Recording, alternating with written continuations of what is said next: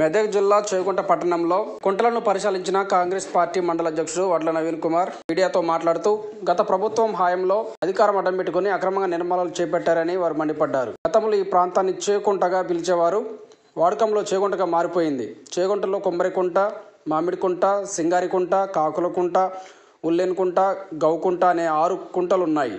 కుంటలన్నీ దళారులు కబ్జా చేయడం జరిగింది. ఇప్పటికైనా అధికారులు చర్యలు తీసుకోగలరని చెప్పారు. ఈ కార్యక్రమంలో మండల అధ్యక్షుడు వడ్ల నవీన్ కుమార్, ఉపాధ్యక్షుడు మాసాయిపేట శ్రీనివాస్, బాలరెడ్డి, సోమ వెంకటేష్, మాదా శేఖర్ గౌడ్ తదితరులు పాల్గొన్నారు. కుమ్మరికుంట టోటల్ ఎక్స్టెంట్ వచ్చి 6 ఎకర్ చేంజ్ ఉండే, 6 ఎకరాల చిల్లర ఉండే. 6 ఎకరాల విస్తీర్ణంలో 3 ఎకరాల విస్తీర్ణం నీటి స్టోరేజ్ కోసం కుంట కోసం ఉండే.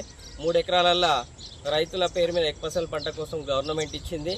కానీ దీన్ని మొత్తం దళారులు, పెద్ద మనుషులు దీంట్లో ఇన్వాల్వ్మెంట్ అయ్యి కుంటను పూర్తిగా కబ్జా చేయడం జరిగింది.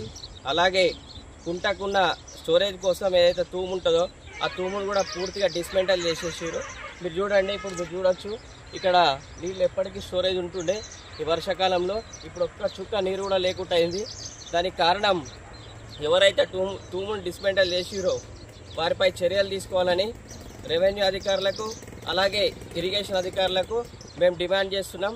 లేని పక్షంలో త్వరగా ఈ సమస్యపై కలెక్టర్ గారికి దృష్టికి తీసుకెళ్లి వెంటనే పరిష్కరించాలని కాంగ్రెస్ పార్టీ తరఫున డిమాండ్ చేస్తున్నాం.